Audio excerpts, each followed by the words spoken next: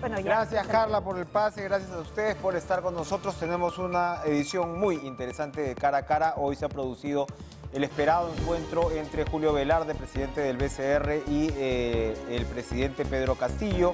Como se sabe, la idea es que Velarde se quede un periodo más, aunque no se ha oficializado esta situación. Lo que sí se sabe es que Velarde pues, estaba de todas maneras esperando la designación de tres de los otros directores que le toca o le corresponde al Ejecutivo. Los otros tres son potestad del Congreso de la República. Esto además recordemos, luego que el día de ayer el ministro de Economía Pedro Franque se reunió no solamente con Velarde, sino también con Socorro Heisen de la Superintendencia de Banca y Seguros, que es otro puesto fundamental. Recordemos que ahí además no solamente es la propia superintendencia, sino que bajo su paraguas hay instituciones tan importantes como la Unidad de Inteligencia Financiera. Todo esto de alguna manera para, digamos, darle la mayor estabilidad posible a la economía en estos tiempos tan inciertos. El propio presidente Castillo ha tuiteado al respecto.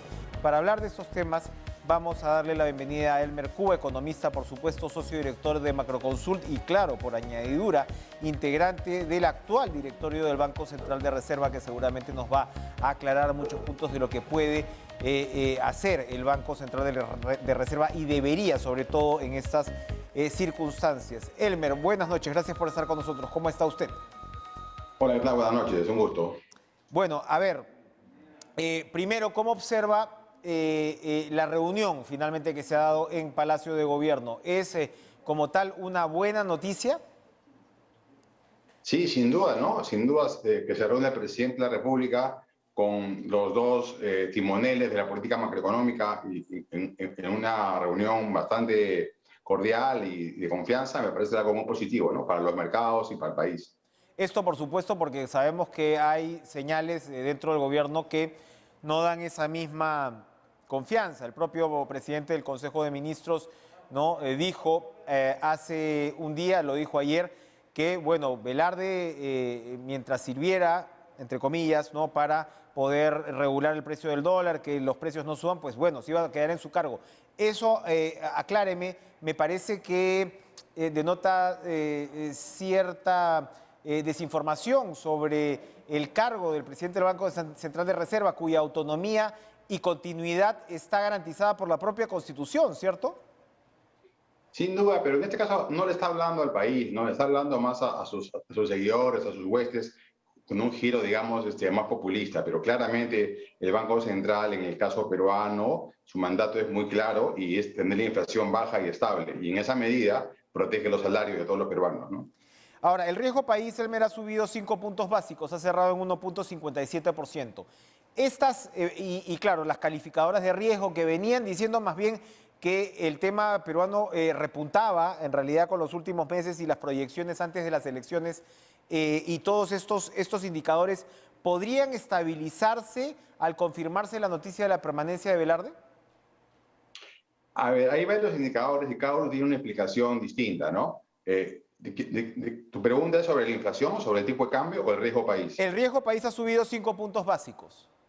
¿Qué, perdón? El riesgo país, entendemos, ha subido 5 puntos básicos. Ah, ok, no, en verdad, en los últimos, en lo que va del año, 8 meses, ha subido 300 puntos básicos de riesgo país, ¿no? O sea, el bono soberano peruano ha aumentado fuertemente su rendimiento, lo cual refleja, digamos, un temor de los inversionistas sobre justamente la capacidad de pago del país, ¿no? Eso sí preocupa y esperamos que rápidamente se estabilice cuando el MEF anuncie un programa, digamos, de reajuste del déficit fiscal del próximo año, que debe estar pasando en los próximos días, ¿no? Porque hemos estado 2 años sin regla fiscal, se suspendió el año 20 y el 21 por la pandemia, y todo el mercado espera nuevamente una trayectoria decreciente del déficit fiscal y también de la deuda pública. En ese caso, el riesgo país volvería a acotarse, ¿no? Cuéntenos, Elmer, por supuesto, además desde su perspectiva y experiencia, ¿por qué es importante que Velarde pueda contar con estos tres directores que le toca al Ejecutivo que sean afines? ¿Cómo trabaja el directorio del Banco Central de Reserva? ¿Cuál es el papel ahí del presidente y cuál el del directorio?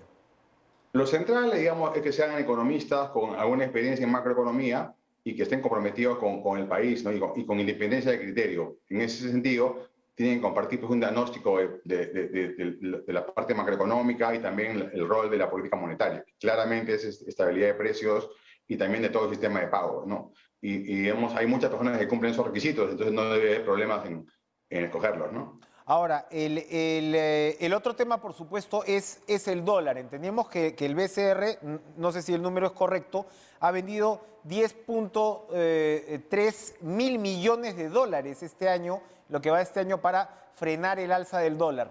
¿Qué podemos esperar con un indicador tan importante y que ha tenido tanta estabilidad en el Perú en los últimos prácticamente 20 años?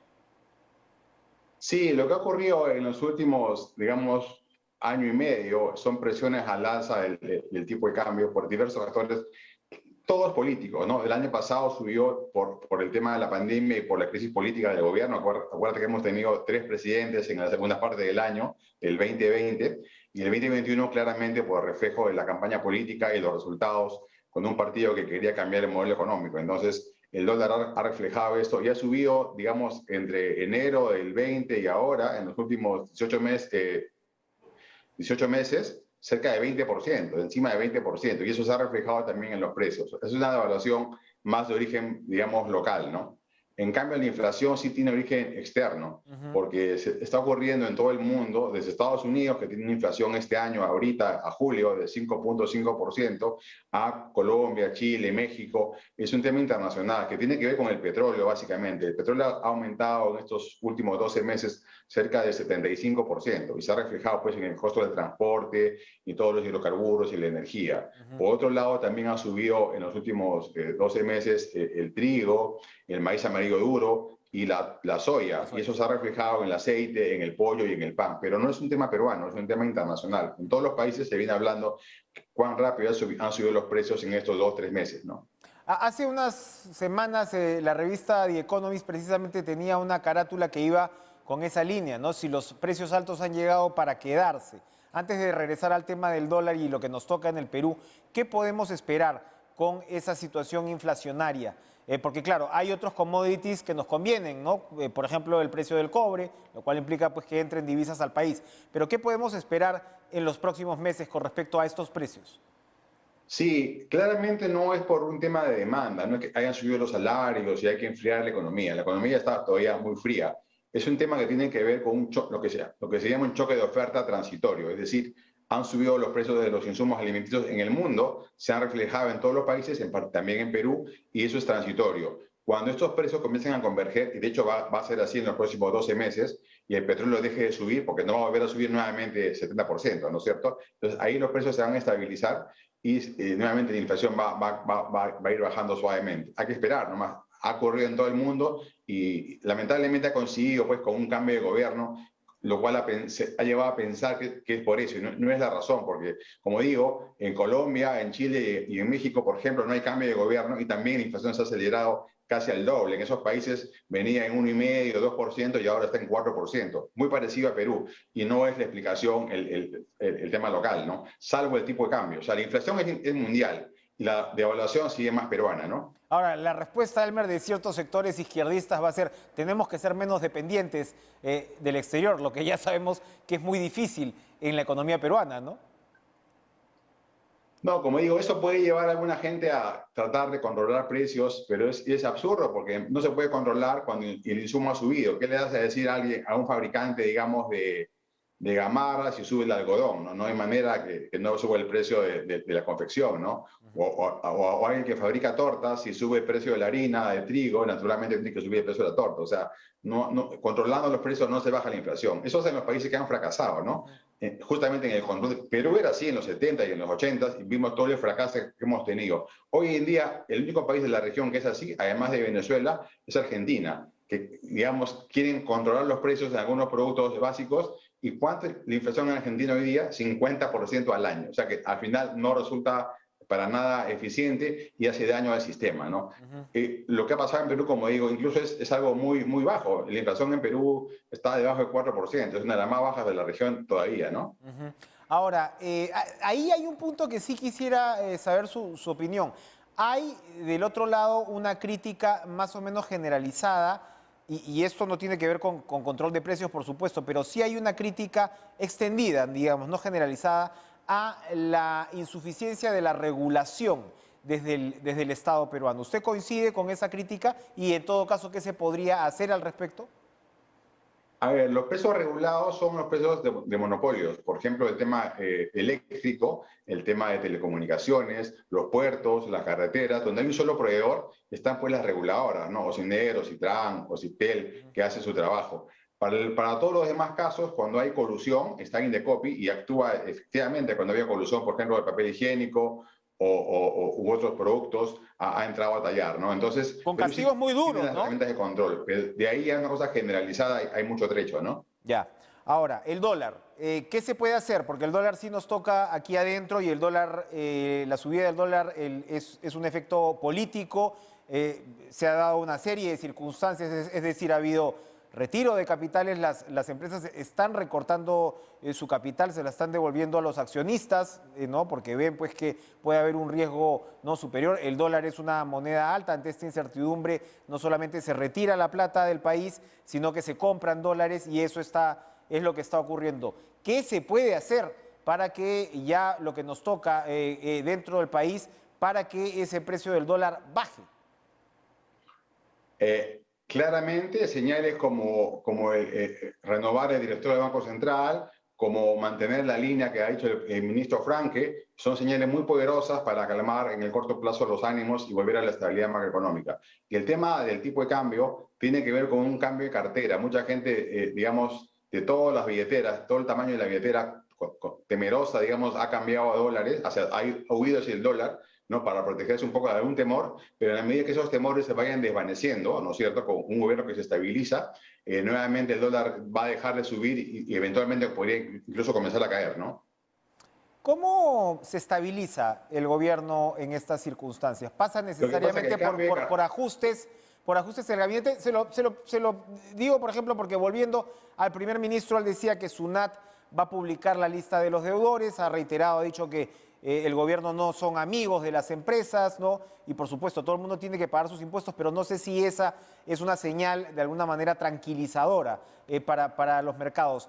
No, hay que entender bien podemos vivir con un gobierno de que la tiene una SUNAT. línea económica que parece cada vez más clara y responsable, hay que reconocerlo, con otra línea que manda señales muy distintas.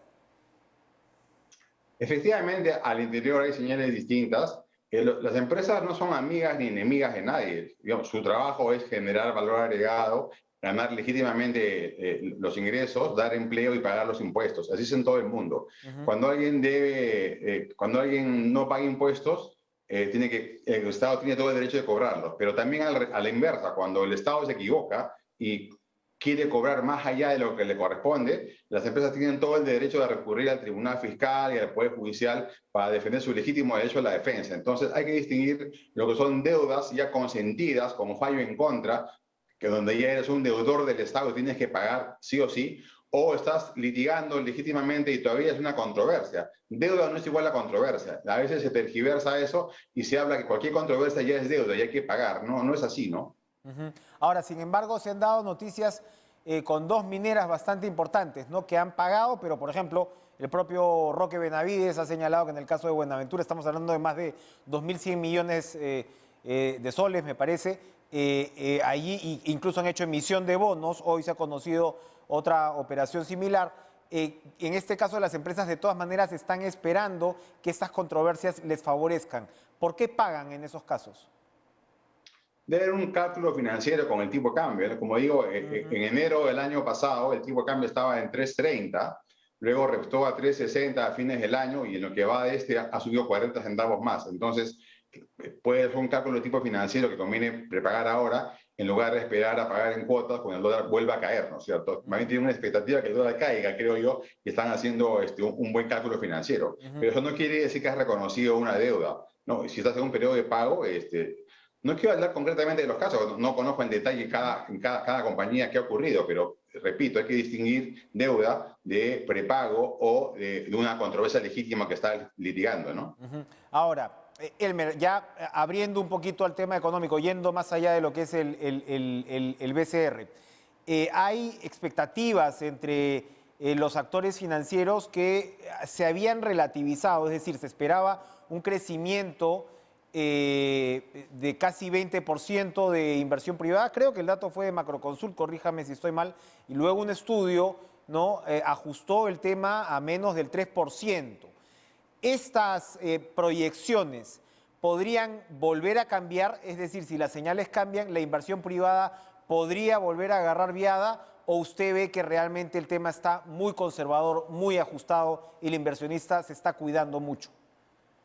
Sí, yo creo que, a ver, una cosa es el riesgo país que depende mucho de la capacidad de pago del MEF y la solvencia fiscal. Si el MEF da señales de que el déficit fiscal va a ser reducido, cada año va a ser menos que el anterior, el riesgo país va a caer. Si es que el gobierno da avisos de que se estabiliza y no va a cambiar mucho el sistema económico como corresponde, además no respetar que está funcionando muy bien, el dólar va a dejar de subir y también va a caer. Pero lo otro es mucho más difícil, es mucho más fácil estabilizar los precios que reanimar la inversión privada. La inversión privada, digamos, depende de las expectativas de crecimiento de la economía. Si tú esperas que no va a haber mucha demanda, ¿para qué vas a ampliar la capacidad productiva? ¿Para qué vas a ampliar tu restaurante, tu fábrica o tu costurera, ¿no? O tu peluquería, ¿no? Si no vas a tener clientes. Entonces, eso va a costar un poco ver para creer, ¿no? Hay que ver los actos del gobierno y cómo se estabilizan en los próximos meses para que la inversión privada pueda reactivarse. Pero por ahora está con signo negativo, ¿no? Ver para creer, ese es un poco el mensaje. Entonces, gracias Elmer Cuba, economista, socio director de Macroconsult y, por cierto, además, integrante del directorio de este organismo fundamental que es el Banco Central de Reserva. Gracias Un por gusto, estar buenas noches. con nosotros esta noche. Vamos a continuar, me indican. Vamos a hacer una pausa, pero regresamos con Luis Taís, líder de Convergencia Ciudadana, por supuesto político experimentado. Además, en estas lides de los acuerdos, de los diálogos que se están reclamando, o por lo menos desde ciertos sectores se están reclamando en los últimos días. ¿Tiene futuro una jugada de ese tipo? Regresamos.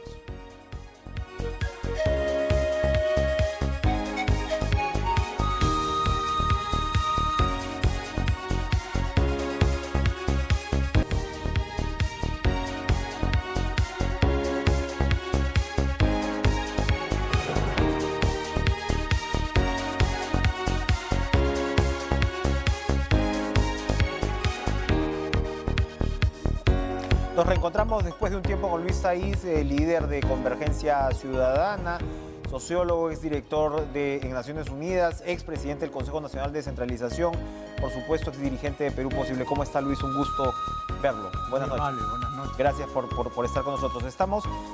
Conversamos fuera de cámaras. Anoche conversamos con Ollanta Humala, que fue también una interesante conversación de cómo darle al país cierta estabilidad en estas circunstancias. Tenemos un presidente que ha llegado de forma casi fortuita, ¿no?, a la primera magistratura, pero ha llegado con una agenda, sin duda, y tiene, digamos, unos aliados que están pesando mucho, ¿no?, dentro de ese gobierno, y ya está generando esto un clima de choque con el Congreso, que también debería jugar sus fichas de manera de repente mejor pensada, ¿no?, de lo que estamos viendo en los últimos días. Y con esto terminó la introducción. Usted pasó siempre por experiencias de diálogo, de convergencia ciudadana, ¿no?, que probablemente son foros que se podrían recuperar ahora. Se habla del Acuerdo Nacional, pero se habla del Consejo de Estado, se habla de figuras donde los actores puedan sentarse a conversar, lo que parece haberse convertido en un demérito en el Perú político en los últimos años. Quiero, por favor, conocer su opinión. Bueno, creo que uno de los temas, como tú lo estás señalando, que está faltando hoy en día en el país es el conversar. Pero conversar con los oídos abiertos, no simplemente conversar con los oídos cerrados. El primer lugar de conversación es en el Parlamento. O sea, y yo veo que allí como que están grupos, y lo hemos visto en la sesión de ayer. En la sesión de ayer, o sea, la bancada de gobierno se sintió totalmente avasallada por todo un grupo que ha hecho unas coordinaciones para ver cómo llevan adelante ciertas cosas. darle la Comisión de Educación A Renovación. a Renovación Nacional o Renovación Popular, ¿no es cierto? Y no dárselo a Perú Libre, que lo estaba pidiendo. O sea, no veo cuál es el sentido no hacerlo si igual tienen los votos para no aprobar lo que salga de allí, ¿no es cierto? Entonces, si ellos son profesores, han estado trabajando en eso y quieren realmente, encuentran que ese es el lugar donde que ellos encabeces pueden aportar. la comisión, por cierto, no significa que seas dueño de ella, tienes que consensuar. Exactamente. Y allí yo añadiría un punto que no quisiera que se me escape. La presidenta del Congreso ayer, y Humala lo recordaba, recibió al presidente en un acto inédito. Es muy, o sea, no sé si es porque su presidente del Consejo de Ministros, que recién fue hoy, no quería ir, o el presidente lo consideró ¿no? Justificado ir, pero es un gesto, o sea, hay que valorar el gesto. No hay duda que ¿no? es un gesto. Y no parecen porque haberlo tratado muy bien, porque la presidenta del Congreso respondió vía Twitter, me ha pedido esto, vamos a ver. No lo vi muy bien. es que yo creo que están todos con las plumas puestas, ¿no? Ah, exacto. Y como yo digo, ojo por ojo quedamos todos ciegos, ¿no? Y eso no debe de pasar. Tú estabas señalando de rehabilitar ciertos espacios de diálogo. Y el Acuerdo Nacional obviamente es un espacio de diálogo. Claro que el Acuerdo Nacional respondía a una realidad del año 2000, hace 21 años. El mundo ha cambiado en 21 años. Las propuestas que ellos hicieron en su época, que se hizo en la época de Dañino, me acuerdo que Naciones Unidas también estuvo ayudando en eso y se hizo una propuesta. Eso ya ha cambiado. Tenemos que renovarlo, el Acuerdo Nacional. ¿Por qué? Porque nadie nos está ofreciendo una visión de futuro sobre el país. Yo quiero saber, mis nietos, ¿no es cierto?, mis hijos, ¿cuál es el Perú que les depara?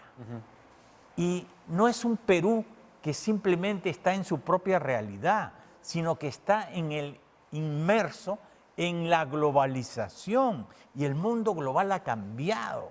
Hoy en día, por ejemplo, tenemos la Revolución Industrial 4.0, que significa robótica, nanotécnica, economía circular, etcétera. Toda una serie de temas que aquí no se están tratando.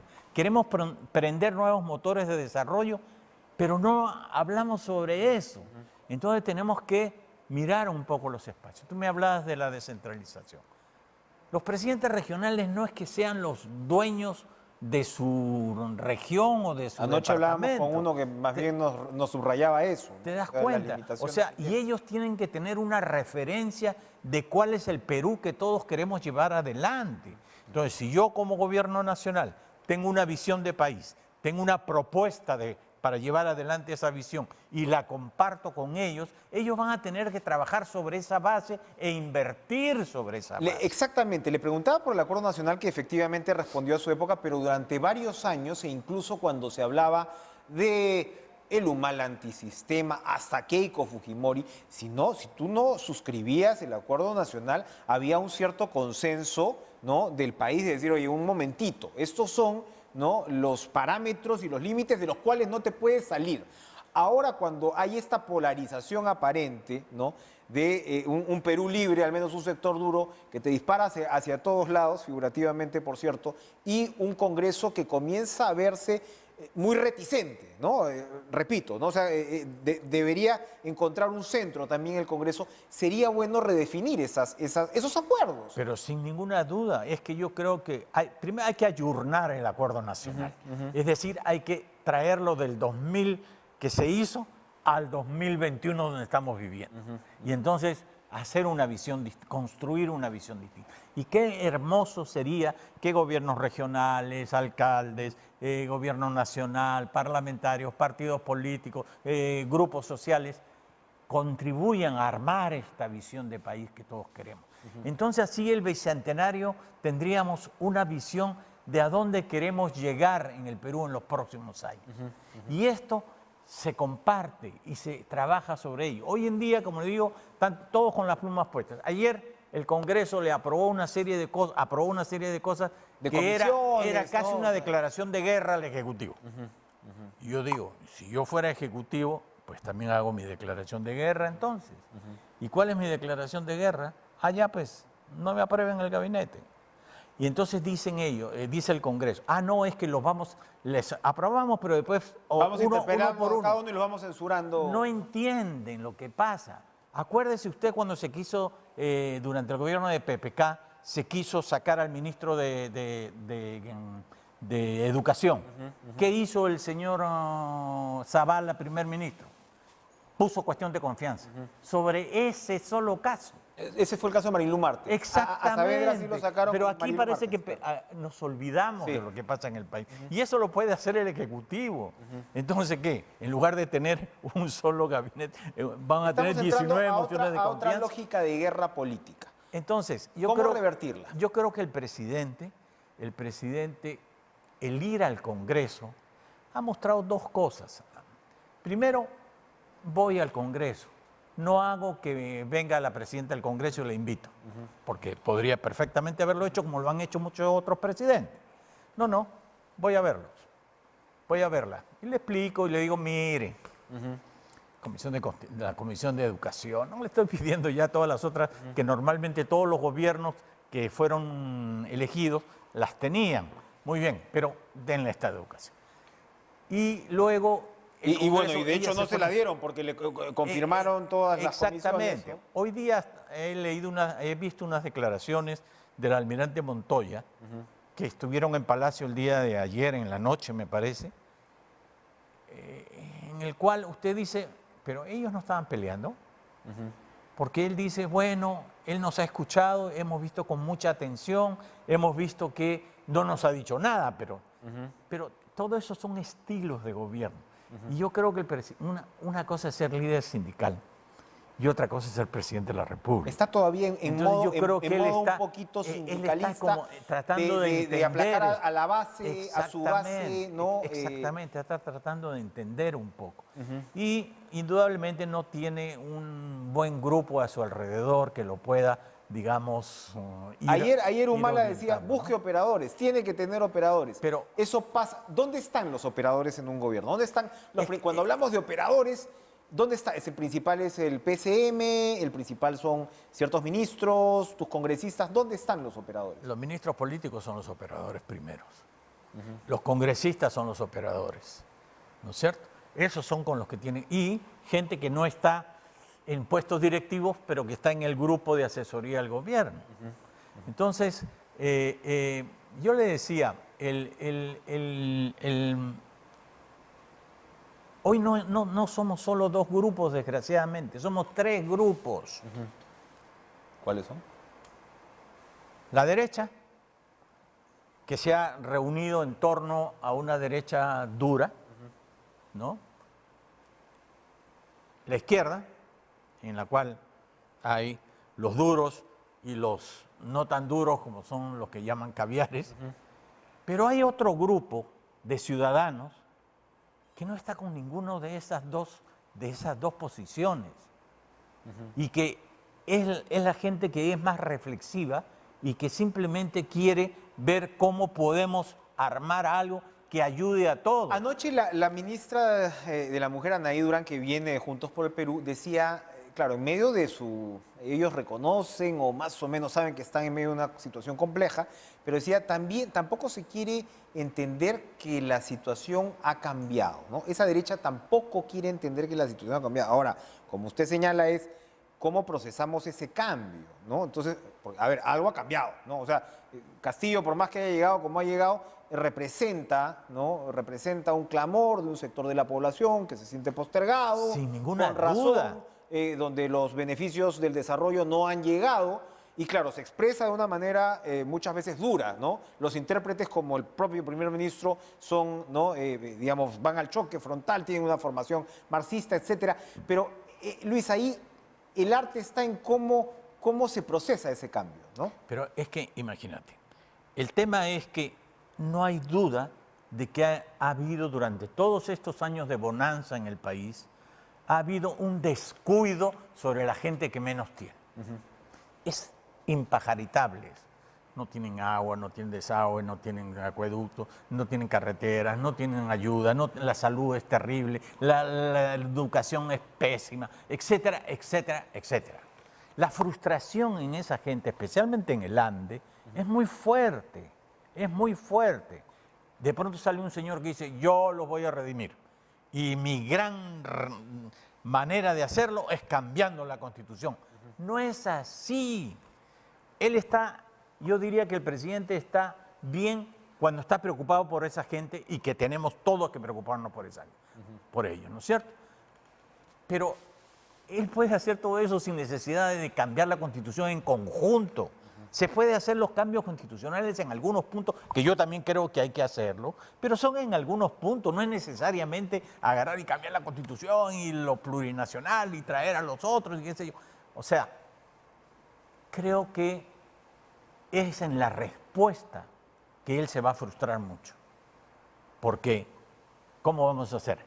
¿Dando plata, regalando plata a la gente? No, trabajo es lo mejor que hay para sacar a un pobre de la pobreza. Una familia pobre sale de la pobreza con un buen empleo formal. Entonces, ¿qué hay que hacer? Promover el empleo formal. ¿Y cómo se hace el empleo formal? Entonces tienes que crear un clima para que aquellos que quieran invertir, ¿no es cierto?, inviertan. Y generar al mismo tiempo un clima entre trabajadores y empresarios para sacar el país adelante. Los empresarios solos no lo pueden hacer, ni tampoco los trabajadores solos. Pero en esa ecuación, y como decía yo anoche, una cosa es con guitarra y otra con cerrón. O sea, tienes ahí una línea dura que tampoco sabes cómo va a reaccionar, o sí sabes de repente cómo va a reaccionar ante un intento de centramiento. ¿Cómo se centra un gobierno? ¿Cómo? Centrar a veces puede sonar hasta, ¿no? Hasta ni chicha ni limonada, ¿no? ¿Cómo estabilizas a un gobierno? ¿Cómo le das gobernabilidad con la plataforma que tenía el señor Castillo y el enfrentamiento de la realidad? Y lo hemos estado hablando en los últimos días con especialistas, lo volvíamos a hablar con Elmer Cuba. La economía peruana es muy sensible a las señales externas, ¿no? Cuando comparan, ahora habla usted de plurinacionalidad, la economía boliviana es muy distinta, ¿no? Entonces, ¿cómo estabilizar ese camino? Es que pienso que... Tiene que haber liderazgo en el Congreso, o sea, también. El presidente creo que primero tiene que empezar a creer que él es el presidente. Sí. Porque creo que todavía no se la cree. Y que lo que él diga o haga, o deje de decir o deje de hacer, influencia en el país. Segundo, que él no necesita cambiar toda la Constitución para hacer lo que quiere hacer y lo que muchos queremos hacer, que se cambien las condiciones en las que vive una gran cantidad de nuestra población. Tercero, que él sabe que cuando es presidente ya no es candidato. Y al no ser candidato, él tiene que ser el presidente de todos los peruanos. Él no es el presidente ni del 13% de la primera vuelta, ni del 50% de la segunda vuelta. Él es el presidente del 100% de los peruanos. Entonces tiene que mirar por todos. Y esa es una tarea bien difícil. Entonces, en esta tarea difícil, él no puede llegar a... Esto no es un gobierno regional, ¿no es cierto? Donde llega el presidente regional y llama a el gobernador regional, perdón, en mi época era presidente. El gobernador regional y llama a sus amigos y mete a sus amigos en la cosa. Y a los del partido van a... Claro. No, así no es. ¿Acaso metió un mal a todo su partido en él? No. ¿Toledo metió a todo su partido en eso? No. ¿Alan García metió a todo su partido en eso? No. Entonces, tiene que entender eso. Entonces, yo creo que eso es algo que el presidente tiene que reflexionar. Luego, creo que el presidente tiene que hacer algunos cambios que a mi manera de ver son importantes.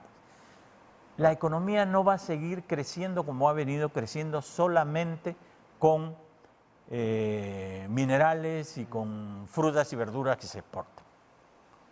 Yo creo que necesitamos hacer más que eso para que la economía realmente crezca. Tener una política deliberada. Por ejemplo, en los minerales hay que hablar con las empresas para que se procese el mineral en el país y genere mayor valor agregado. Y con eso se genere más empleo y más impuestos y más ganancias, etcétera, etcétera. ¿No es cierto? ¿Qué cosa vamos a hacer con el litio, por ejemplo? Tenemos una gran oportunidad en el litio. Y no estamos haciendo nada. Viene una empresa canadiense, empieza a investigar y luego un contratito se lo vende a otro y se va y se lleva el litio. Se lleva en arena, porque ni siquiera se hacen las baterías, ni siquiera se concerta con alguna empresa de vehículos para hacer vehículos eléctricos. Es decir, nada. Entonces tenemos que hacer un cambio y eso implica, por ejemplo, una cosa que era importante, era el presidente dice a los jóvenes que no trabajan y que no estudian para el ejército, va a meter 1.200.000 personas al ejército. Hay que ir, digamos, entonces, ¿cuál es la propuesta? aclarándola. La propuesta es que nosotros necesitamos gente capacitada, técnicos para la próxima revolución industrial que tenemos que hacer en el país. Esos hay que prepararlos. Entonces, si el Estado hace un programa de darle becas en institutos tecnológicos renovados a 1 millón de jóvenes, que sí lo puede hacer, y además le da un estipendio mensual de $100, además de esto. Ese programa pone 1 millón de jóvenes ¿y sabe cuánto vale ese programa? $1.500 millones. Nada. El señor Humala se gastó en 3 proyectos $15.000 millones. Bueno. Entonces, ¿tenemos plata para hacerlo? Por supuesto que la tenemos. Perfecto. Ahí vamos entonces centrando la agenda. Luis, se nos ha terminado el tiempo, pero muchísimas gracias a ustedes. para compartir con nosotros estas ideas, porque urge encontrar un camino de gobernabilidad y por supuesto, practicidad. Vamos a una pausa y regresamos con Hernando Guerra García, vocero de la bancada de Fuerza Popular.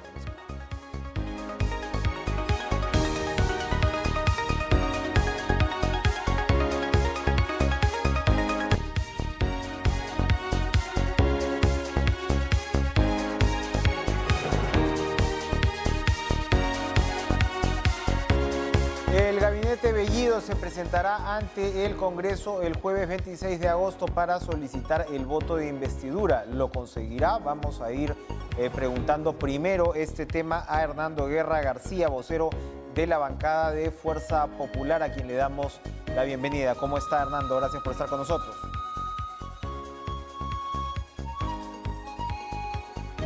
Nano, ¿nos escucha? ¿Qué tal, Enrique? ¿Cómo estás? Perfecto. ¿Aló? Ahora sí.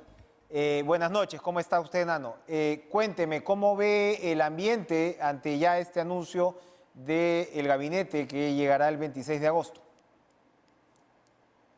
Bueno, nosotros mantenemos la misma percepción de este gabinete. A nosotros nos hubiese gustado que el presidente de la República reflexione y ponga otro gabinete. Nosotros cuestionamos desde la cabeza del gabinete del señor el presidente del Consejo de Ministros hasta algunos ministros. Sin embargo, estos cambios no se han dado y esperaremos escuchar sus planteamientos, posiciones en este día, ¿no? Perfecto. Ahora, ¿cómo observa? Hemos estado hablando los últimos días sobre posibilidades de gobernabilidad. Hay tambores de guerra, ¿no? Desde ciertas, vertientes en el Congreso. Usted, por supuesto, encabeza la bancada de Fuerza Popular, pero no viene exactamente del fujimorismo. ¿Cómo ve esa situación? ¿Cómo ve ese balance? ¿Cómo ve esa posibilidad de alcanzar una línea de gobernabilidad para el país? ¿Es posible? Yo siempre creo que es posible la gobernabilidad y es algo que desea, creo, todo político. No consigo un político que quiera que un país o su nación sea ingobernable, ¿no? Y lo que quiero señalar es que en muchos casos creo que se está leyendo de manera exagerada las posiciones del Congreso. El Congreso, yo no siento que haya puesto tambores de guerra. Creo que el pedir, por ejemplo, una investigación de los primeros días del presidente que estuvo despachando fuera del Palacio de Gobierno no significa una afrenta, ni significa una acusación, como se señaló desde el lado del oficialismo el día de ayer. Pedir también información adicional sobre el proceso electoral, que es un proceso electoral cuestionado por una buena parte del país, por una buena cantidad de partidos, y además con irregularidades que van desde un jurado que no ha estado conformado al pleno. Tampoco creo que sean un arrinconamiento al gobierno. Y yo lo que veo en el Congreso es más bien un ánimo de hacer una oposición, pero una oposición que debe ser, pues, responsable, ¿no? Más allá, por supuesto, de los excesos de la propia bancada de Perú Libre, la respuesta desde el otro lado es que no se ve eso comenzando por el reparto de comisiones. Ayer el propio presidente, en un gesto muy inusual, prácticamente inédito, decía Ollanta ayer, se acercó hasta el Congreso y lo que sabemos por lo que comunicó la propia presidenta del Congreso es que pidió la reconsideración para el caso de la Comisión de Educación. Y hay muchos que señalan, y yo creo que, digamos, por ese lado, pues, los acompaña en la razón. El oficialismo lo que tiene son ripios, ¿no? Con respecto a el peso en las presidencias de comisiones. ¿Qué opina? A ver, primero, que el presidente haya ido, me parece un gesto exagerado. Me hubiese gustado ver la preocupación del presidente por otros temas que le preocupa a la población, no solamente la Comisión de Educación. Yo entiendo que él proviene de un sindicato, es maestro, lo entendemos todos, pero el tema de la salud, el tema de la reactivación de la economía, ameritar una visita del presidente, que es un acto no usual, como lo ha señalado, solamente para este tema, que digamos que no es un tema doméstico, pero no es un tema, pues, de Estado, lo primero que me llama la atención. Lo segundo que quiero indicar es que si a un partido le interesa una comisión importante para ellos, yo creo que es importante para un partido de gobierno que tiene un profesor como la Comisión de Educación, debió pedirla, debió gestionarla, debió hablarla, debió acercarse. Yo, como vocero de Fuerza Popular, no se me ha acercado ningún miembro de Perú Libre a decirnos nos interesa. Entonces, si uno actúa con soberbia o poniendo distancias el otro lado, ¿qué puede esperar? Que uno vaya y le pregunte, disculpen, ¿a usted le interesa esta comisión? Entonces, la responsabilidad no es rasgarse las vestiduras y decir, no me han dado, me han arrinconado. No, es ser responsable y decir, no lo supe gestionar. Ojalá exista algún espacio para poder gestionar eso. No sé en qué ha quedado la reunión de renovación popular con él en la Comisión de Educación. Pero esto no ha sido un arrinconamiento. Ha sido una conversación de fuerzas que han querido presentar una propuesta, pero de ninguna manera es un arrinconamiento, porque no es nuestro ánimo arrinconar al gobierno. El gobierno podía tener esas y algunas otras comisiones. Pero uno tiene que ser responsable por sus actos, Enrique. Cuando uno hace las cosas mal, tiene que decir, lo hice mal. Como ayer en la Junta de Portavoces en la noche, algo por primera vez dijeron los de Perú Libre. Ahora, es bien interesante lo que me plantea, porque efectivamente lo que vemos es una cierta desnivelación, ¿no? O sea, preocupa que Perú Libre no esté hablando con las otras fuerzas, ¿no?, del Parlamento, si es que es así, ¿no?, porque lo que le toca es conversar, pero al mismo tiempo vemos este gesto del presidente, ¿no?, que claro, que parece desprendido, ¿no?, que se puede criticar en la medida que usted señala que de repente no era lo más importante, pero de repente para él, para tener la cohesión de su bancada, era efectivamente importante. Y claro, se ha comentado mucho esta reacción de la presidenta del Congreso. Quizás se está exagerando también, pero lo que han visto las cámaras es esta suerte casi de reflejo de rechazo, ¿no? Entonces, lo que se comienza a plantear es una tensión bastante fuerte. Lo que usted estaría diciendo en todo caso es, bueno, primero yo quería pedirle su opinión sobre eso. ¿Usted ha visto, como el resto del país, esta reacción de la presidenta del Congreso? ¿Es algo que queda en una anécdota o ve algo más de tensión en ese gesto? No, yo creo que lo que se está haciendo es exagerando sobre eso. Ella lo que ha hecho es acercarse y después, como hacer el gesto de mantengamos la distancia. Ella está reiterando la distancia.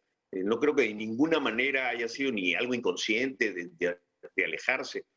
Para eso no va a salir hasta la puerta a despedirse de él. Para eso, en todo caso, le dice hasta acá.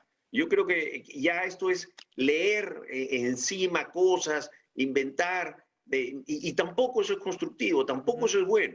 Entonces creo que es anecdótico, ¿no? Ahora, ¿cómo sentarse a conversar, Nano? O sea, digamos, ¿cómo armamos, si es que el objetivo es que al país le vaya bien, lograr cierta estabilidad, digamos, por lo menos un chance, ¿no? Como usted señala, ¿no? Hay que escuchar finalmente al gabinete Bellido con todas las controversias y demás. ¿Cómo dar este momento? luna de miel ya no va a haber, ya fue, ¿no? Pero este momento va a haber de medir las posiciones y dejar cierto aire. ¿Cómo llegar a eso? Yo le voy a decir, esto se gesta desde un principio. Si uno empieza un gobierno jurando sobre una constitución, diciendo que la va a cambiar, si uno en el discurso inaugural dice esto, entonces estamos poniendo la distancia entre las posiciones. Más aún, y escuchaba a Luis Taiz, siempre acertado, cuando uno no ha sido elegido pues por una abrumadora mayoría. La foto real es la de la primera vuelta, Enrique, y ninguno de los partidos pasa el 20%. Y esa es la realidad. Si uno cree que uno tiene, ¿no?, y que habla a nombre del pueblo, nos estamos equivocando. Y el presidente de la República tiene que empezar a gobernar, tiene que dejar de hacer política electoral y tiene que empezar a gobernar. ¿Cómo se empieza? Se empieza conversando, se empieza acercándose, no diciendo desde el otro lado del hemiciclo, no hablando que ustedes son la derecha, ¿no? A cada rato tienen que volver a mencionar que el fujimorismo, que no sé cuánto, a toda la bancada. Eso es extremar. Si uno revisa las intervenciones, la agresión de las instituciones viene de la bancada. Y después a decir que nos están discriminando, ¿no?, con una división sobre nuestro país. En nuestro país no puede haber divisiones ni raciales, ni de sierra, ni de costa. Es muy fácil dividir. Es muy difícil concertar.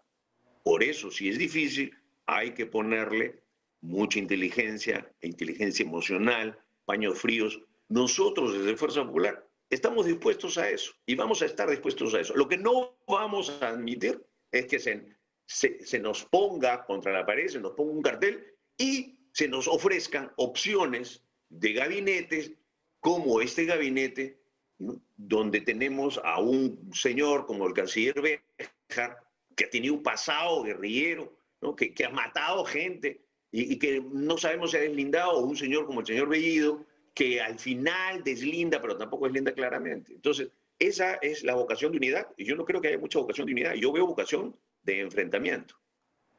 Bien, vamos a esperar entonces finalmente el desarrollo de este debate. Efectivamente, ¿no?, del canciller Héctor Béjar hay mucho por hablar, pero se nos ha terminado el tiempo. Nano Guerra García, muchas gracias por estar con nosotros. Seguramente tendremos oportunidad de seguir conversando sobre este desarrollo entre la relación entre Ejecutivo y Legislativo y, por supuesto, la propia agenda del Congreso. Vamos a hacer una pausa, regresamos con nosotros.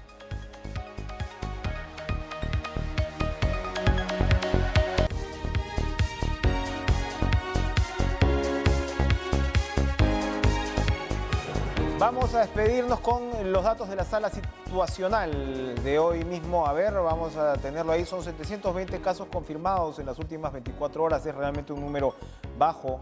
Ojalá no se mantenga así. 28 fallecidos siempre hay que lamentar, pero es un número bajísimo incluso frente a otros en la región, sobre todo ahora que se habla de las posibilidades esto de la tercera ola. Miren ustedes, señores, bueno, estamos hablando de 197.279 fallecidos en total. Sencillamente, viendo estos números de 28 fallecimientos, apenas 28 relativamente hablando, 720 casos, hay que regresar sobre la necesidad de vacunarnos. Quienes no se haya vacunado, a quien le falte su segunda dosis, no importa, ya lo sabemos cuál es la vacuna que le vayan a poner. La mejor vacuna es la que tenemos cerca del hombro. Miren estos números, tratemos como sociedad de mantenerlos, tratemos de evitar una tercera ola porque pues, el país, por supuesto, y la sociedad no da para más en ese sentido. Mantengámonos así, mantengámonos a la baja, cuídense, no bajen la guardia, sigan con la programación de TV Perú y nos reencontramos el lunes. Sigan con En Pared, toda la información deportiva. Un excelente fin de semana.